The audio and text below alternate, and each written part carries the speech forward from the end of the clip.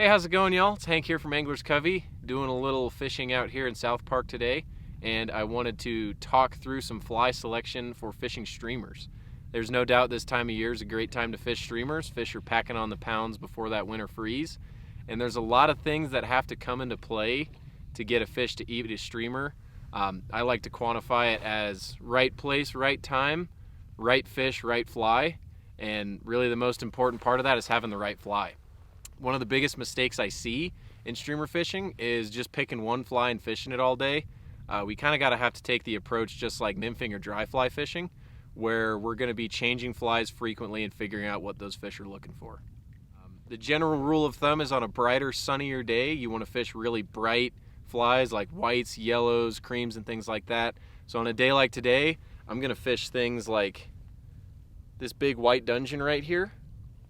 The whole idea behind that is these fish can see really well in these conditions, so we're going to appeal to that sense of vision with big, bright, flashy flies.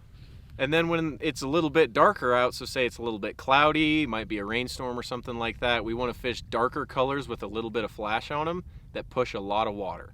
The whole idea behind this is the fish can't see well, so they're not really going to be able to see the details in your fly, but they're going to see the profile of it and they're going to feel it in the water. So things like this olive fly right here, and then other colors like browns and blacks are really good to have as well. That said though, with every rule in fly fishing, there's a great way to break it, but that's a great starting point of where you want to start your flies. So brighter days, you want really bright flies that are really flashy. Darker days, you want darker flies that push a lot of water.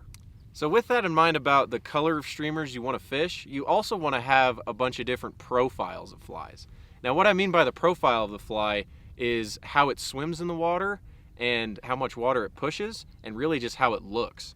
So a great example of this is right here. I've got a bangtail TNA, and you can see it's got a really, really narrow profile.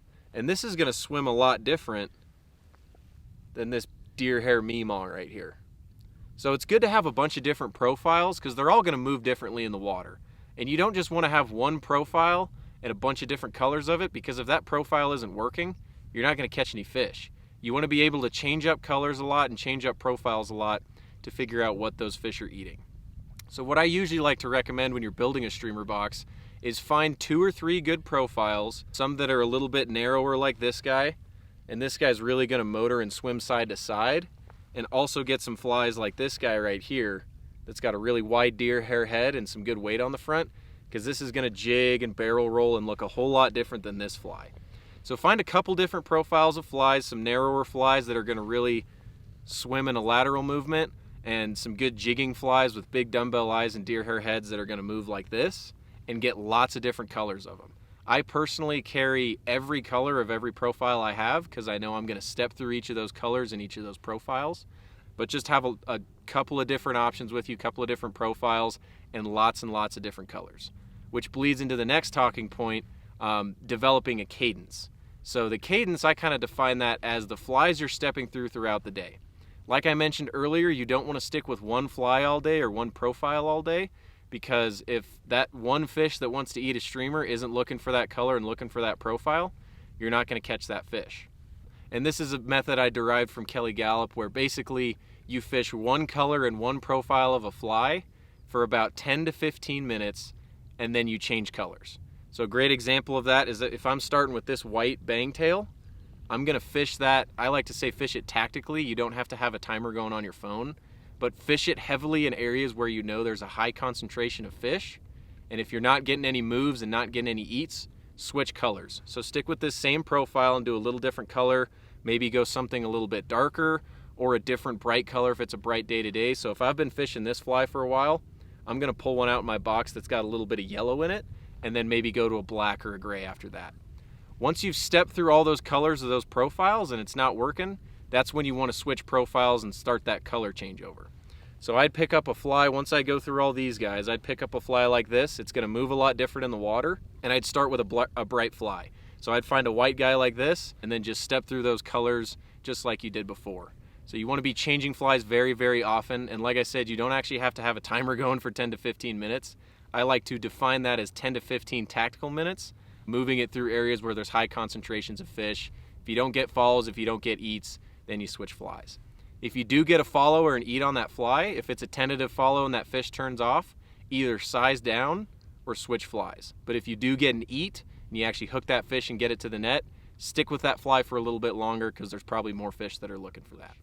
So the last little bit that I'll talk about is how I carry these flies. So I have a couple of different options with me.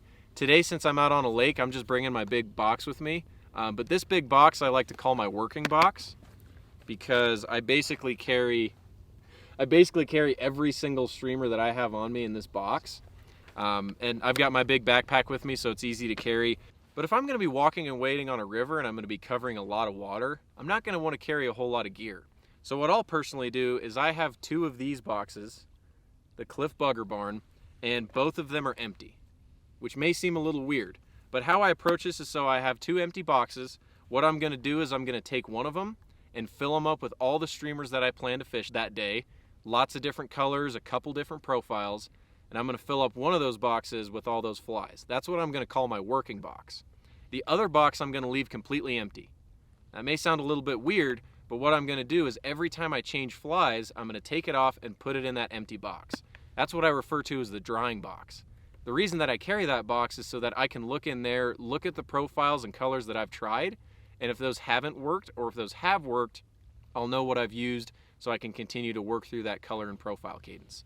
So that's kind of how I carry all my flies, is I've got that big box that I carry all my flies in, and then if I'm going to be walking a lot, I've got two empty boxes of these, fill up one with a bunch of streamers, and then leave one empty, so that as I work through that cadence throughout the day, I know which flies I have and have not used.